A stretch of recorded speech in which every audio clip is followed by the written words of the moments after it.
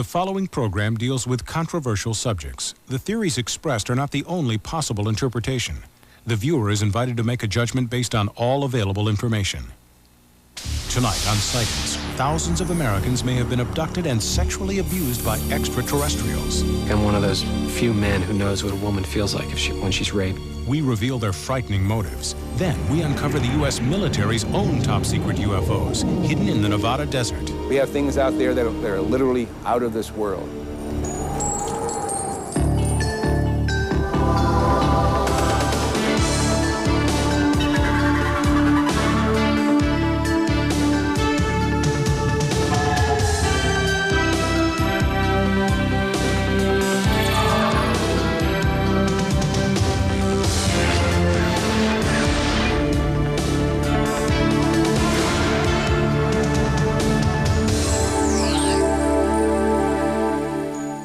Hello, I'm Tim White. Welcome to Sightings.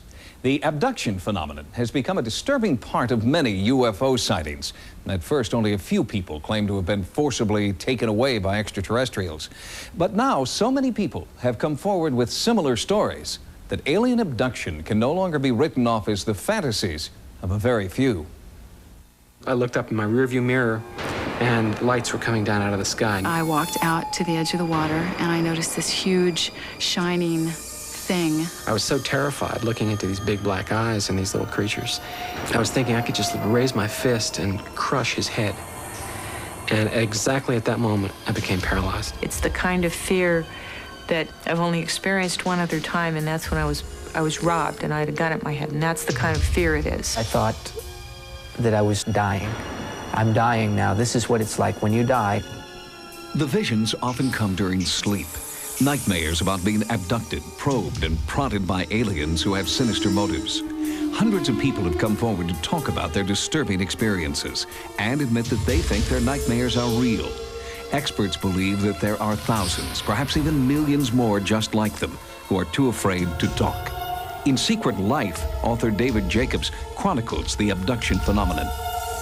We have hundreds and thousands of people who are coming forward and saying that the abduction phenomenon has happened to them, that they've experienced it, and basically they say the same thing as everybody else has said, and until recently, there was no possibility that they could have picked up these stories in the media. Since she was a baby, commercial photographer Kim Carlsberg has been plagued by memories of abduction. At 4:30 in the morning, I saw this image of these four beings just move through this wall. They just, like it wasn't there. And they came over to me, two at my feet, two at my head, and they started to lift me up to the ceiling. Most abductions take place where a person is taken out of the normal environment, they're taken against their will, they have physical, mental, reproductive procedures performed on them, and then they're released. Bud Hopkins has been researching alien abduction reports for 26 years and is a firm believer.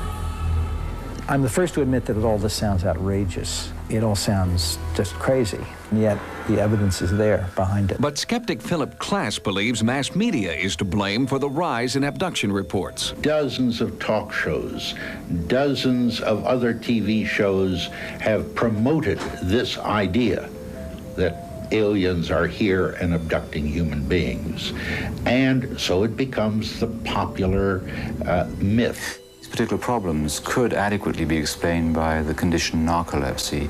This is a disorder characterized by hypnagogic hallucinations, that's hallucinations that occur at sleep onset, which can be very vivid and include the feeling of other people being present in the room or a sensation of levitation. Patients will actually describe saying that they are looking down onto their body. I have two people that I've never met describing this exact same examination of their head being opened up, something being done to their brain, and being put back together again. They opened my back. I knew my back was open because I could feel. It was almost as though a slit had been drawn down my back and across to the side, and they had opened a flap of flesh and tissue. Whether the reports come from adults or children, men or women, most of them follow similar patterns. There's a bright light that shines in the room. The abductee sees it. They hear a noise outside. They're not interested in your mate, they're interested in you. So what they do is they render the person that you're with unconscious. She goes up a beam of light with the alien into a hovering craft. If anyone goes into the room at that point, there's no one in the room. She's not in bed, in other words. The person is literally missing. You find yourself on a table and these creatures around you with instruments, and you have no idea what they're doing, and they don't tell you. My skin was sliced, like with a surgical instrument. When a person is abducted, there's a physical examination. The focus of the entire enterprise seems to me to be unmistakably on reproductive issues. They have a mission, a job to do, and they're doing their job with little respect to their subjects. 90% of reported abductions involve descriptions of what experts call gray aliens, extraterrestrial creatures with oversized heads and dark almond-shaped protruding eyes. Less common are insect-like or reptilian creatures. The reptilian type has bothered a lot of people. It seems to be quite hostile and intrusive, often has claw-like hands, and I know there's one case where claw marks were photographed on the back of a woman. There's one being in particular that I always recognize, and he's not a gray. He's taller, he's thinner, he's got a bigger head, he's got bigger eyes. His limbs are very praying mantis-like. I remember being on the table with my head turned away, not wanting to look at this creature. And then when I looked at him, I just recognized him as the one that I hated. In a few cases, subjects claim to see hybrids, creatures who are half human, half alien. Some abductees believe they are being crossbred with aliens to create these hybrids. A very important part of the abduction phenomenon is that there are reproductive procedures carried out upon them. I've been shown children, I've been shown babies. I've been asked to hold children and babies. I've been asked to give these children affection. And these children aren't alien children, and they're not human children. They're somewhere in between. I had a woman who had been to the doctor, had an ultrasound done. Her husband was there. Everyone observed at 3 months a healthy fetus. The next day she wakes up screaming they took it. Is so upset, her husband takes her back to the doctor. He does a pregnancy test, finds out she's no longer pregnant. They do a D&C, there's nothing there. The most humiliating thing that happened to me is they put a cylindrical sort of thing over my genitals, and it made me have an orgasm in a second. And I really feel like I'm one of those few men who knows what a woman feels like when she's raped. I've been on a table, and I've seen something removed from my body that I will call a fetus, a baby. It was so small I couldn't believe that it could live on its own. I remember putting my finger in the arch of its foot. I was afraid to look at the face. I was afraid to see what it looked like. There seems to be an enormous interest in the emotional side of this, too, on the part of the aliens. They want us to hold these odd little children, these babies. They want to see how a mother will hold in love a child, things which to us are instinctive. The abduction phenomenon begins usually in infancy, or at least by the age of 2, 3, or 4.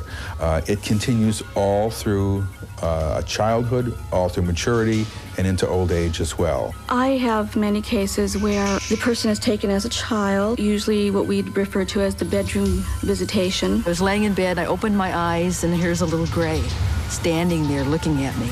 And all I could really remember were those dark eyes. It is as if that person has become a kind of tagged animal in someone else's experiment. And that little person, as he or she grows to adulthood, will be abducted over a period of time at irregular intervals. Let us assume that this is all being made up, that this is internally generated, that there is no abduction phenomenon.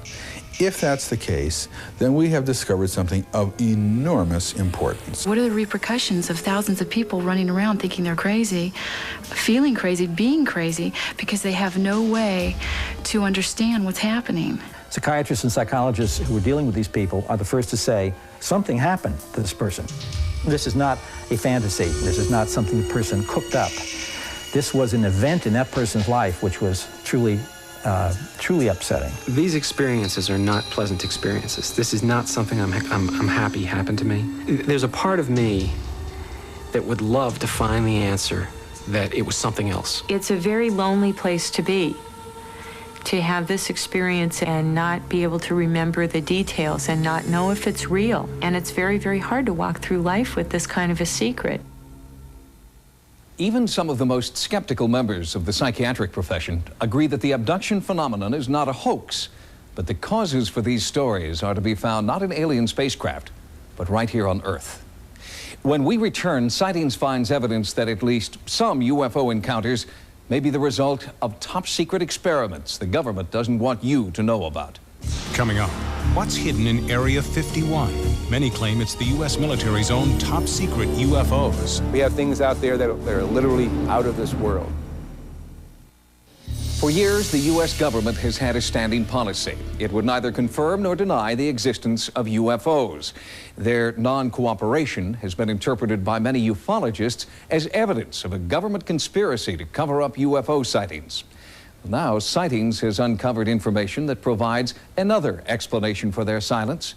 Many UFO sightings may actually be top-secret military aircraft the government doesn't want you to know about. When I first saw the UFO, it was directly overhead, moving incredibly slowly. The shape of it was half a triangle. And all of a sudden, over at the hill, this enormous pattern of lights emerges. I was just in awe of what I'd seen because I didn't know what it was, and I'd never seen anything like it. Holy cow! There's no question that there have been sightings by military devices in space. And that gets us right to the UFO question. Are we dealing with a cosmic Watergate? Which I maintain that we are. What the hell was that? I don't know. It was neat. It was like leaving stuff behind it, wasn't it? For the past 25 years, the United States government, especially the Air Force, has been telling us these things don't exist. I feel that there's been so much controversy about cover-ups and UFO phenomena and everything that goes on. And I think that someone needs to point out that a lot of it is just hogwash. And anybody who says the United States government is not withholding information about flying saucers simply isn't telling the truth, or they're totally ignorant one way or the other. Our most recent investigation has concentrated on a series of sightings in the western United States. Sightings has learned that many UFOs spotted in California and Nevada may actually be highly classified military experiments called black projects. Sources familiar with these black projects, many of whom wish to remain anonymous, have told us that the military is now experimenting with aerospace technology beyond our wildest dreams. The objects we're talking about are zipping around and doing hard angled turns, acute angled turns. In order to do that, it must be controlling gravity. And therefore, what you're talking about is a spacecraft, not an aircraft. I think you have to be careful not to confuse what's mysterious with what is virtually supernatural. Certainly some of these things are going to look very strange. They're very unlike aircraft with which people are familiar. Well, certainly the history of the flying saucer phenomena suggests that in the past, classified programs resulted in a lot of reports of flying saucers. And if you see all of the instances where conventional aircraft have been misinterpreted as flying saucers, it's quite easy to understand how unconventional aircraft could receive a similar misinterpretation. In the Nevada desert, we have things that would make George Lucas envious. We have things out there that are literally out of this world.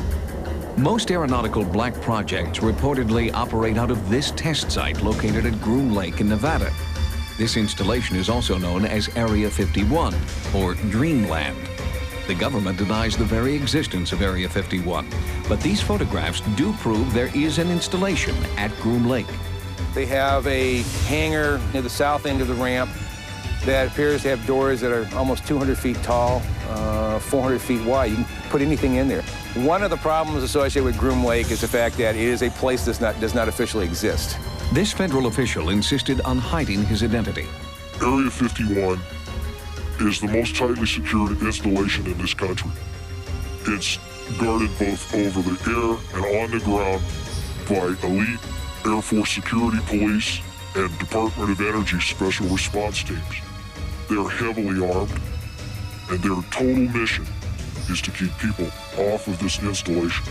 It's an ideal place for top secret, highly classified military projects, to refine them, to take them to the next level. This is the place. You have deep, deep desert valleys, high mountain ranges to camouflage and mask these things when they fly.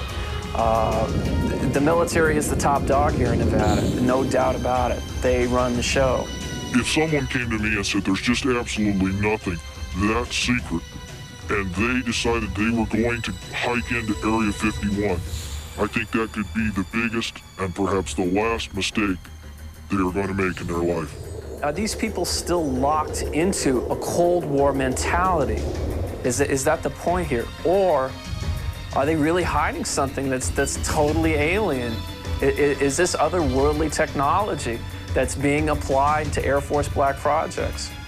One of the most recent black projects to be leaked to the media has been dubbed Aurora. The few facts revealed so far about Aurora's speed and maneuverability are tantalizing. Rumors about Aurora first started after thousands of people in Southern California reported feeling earthquakes. Seismologists found that the tremors were not earthquakes, but were caused by sonic booms. The booms were the first hard evidence that high-speed, unidentified aircraft were operating over the western United States.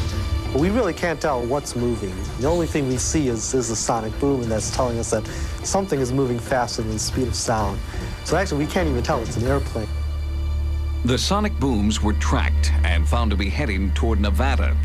At the same time, witnesses described an increasing number of UFOs that defied the laws of aerodynamics. If they are top-secret military aircraft, where is this new technology coming from? The technology is incredible. A Mach 6 airplane, unmanned aerial vehicle performing these incredibly banked high-speed turns. It boggles the mind. Yeah, I think it could possibly be something otherworldly or at least borrowed alien technology. I don't put that beyond the realm. Top-secret testing of experimental aircraft does provide a compelling explanation for many UFO sightings.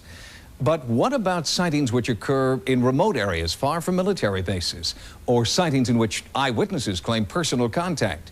Further investigation is needed to provide a more complete answer to the UFO question. Coming up, a sightings viewer asks us to investigate a sinister entity that haunts her family's home. My little girl's hysterical, and I can't do anything.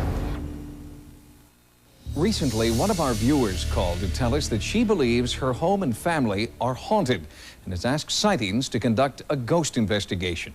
Well, we thought this would be a good opportunity to show you step by step how a real ghost investigation is conducted. I went to her home in Garden Grove, California to begin the investigation process.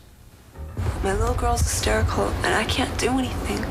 I feel so weak, so helpless, and I don't know what to do. Soon after Anita Mogg and her family moved into this Garden Grove, California home, the haunting phenomena began. At first, the family claimed the ghostly activity was benign. Objects would appear and disappear without warning. But in the past few weeks, the haunting has taken a frightening turn. When I saw that night, I dropped the dishes that I was holding, and I grabbed my little sister and I ran outside, and I just went hysterical. I turned around, looked at her, and I just got up and started running. We both jumped because we're ready for anything at that moment. We're just so scared. The family has seen a spectral figure dressed in white moving through the house. Doors slam for no reason, lights go on and off, and as Anita told me, something is now physically harming her children. 3-year-old sleeps right here. And I came in and I asked her, what's wrong? She just sat up and she was just shaking. And she just started crying, and I just kept telling her, what's wrong? Did you have a bad dream? So no. Bad man walked from hall, came in here, and gave me an ouchie, you know. What did she mean gave her an ouchie? That meant to her that he hurt her. No physical effects could be seen after the daughter's frightening experience, but psychologically, the haunting has certainly affected everyone. Tell us what happened on that night when you saw something in the kitchen. It looked like something was staring at me, and all I noticed... What did you see? I noticed something was wearing white, and it was peeking around the door, and it had like its hands on the door. She grabbed my daughter because she was afraid to look up at it. Right. She was afraid, because it looked solid. She was afraid it was going to come out and get her. And I ran out. I went out in the backyard, and Anita was out there, and I started crying, and I couldn't stop crying. In desperation, the family asked a Catholic priest to bless the home in hopes that it would drive away the entity. but it's still here. And I don't know what to do. I mean, what do you do in a situation like this when a little girl is scared to death and you can't comfort her? I don't know what to do. We've asked Lloyd Auerbach, the director of the OPI, the Office of Paranormal Investigations, to conduct this ghost investigation for us. Lloyd Auerbach, welcome to Sightings. Thank you, Tim. It's good to be here. Typically, what would be your first step in an investigation? The first step in any investigation is always going to be witness interviews, and we'll try to do other things such as go through the house, which is very typical, with a map, a floor plan of the house, and try to pin down where things have gone on within the house, usually with a couple of the witnesses. And we also walk through with our tri-field meters, which measure magnetic fields, among other things, to try to determine if there's any sort of correlation. Do you have any hunches, Lloyd, about what might be causing a haunting phenomenon in this case, if there is one? My hunch is this is probably a poltergeist case where we might have some things being moved around by someone or the whole family using mind over matter ability, and there might be an overtone of an apparition. That has happened in a number of cases where literally some suggestion that there might be a ghost there has caused people to see it. Lloyd, what is it that interests you about this particular case? Probably the most interesting thing about this case is that it is a mixed bag, that we have physical object movement plus we have an apparition being sighted. With very rare exceptions, most of the apparition cases where people see a ghost or hear voices that seem to be fairly intelligent, that we call apparitions or ghosts, those cases don't also involve physical object movement. So this is kind of interesting from the point that it might be both. It could be an apparition moving things around, it could be a poltergeist, or it could be a lot of things that are misinterpreted by the family, and there could be nothing paranormal going on. Lloyd, thanks for joining us. Thank you, Tim. In the coming weeks, we'll bring you updates on Lloyd's progress as he conducts this ghost investigation. To report your paranormal experience, call the Sightings hotline at 1-900-740-SIGHT. Each call 75 cents a minute. Average call lasts 2 minutes, and you must be 18 years or older. Again, call 1-900-740-7483. Join us next time for new investigations into the unexplained. For Sightings, I'm Tim White. Good night.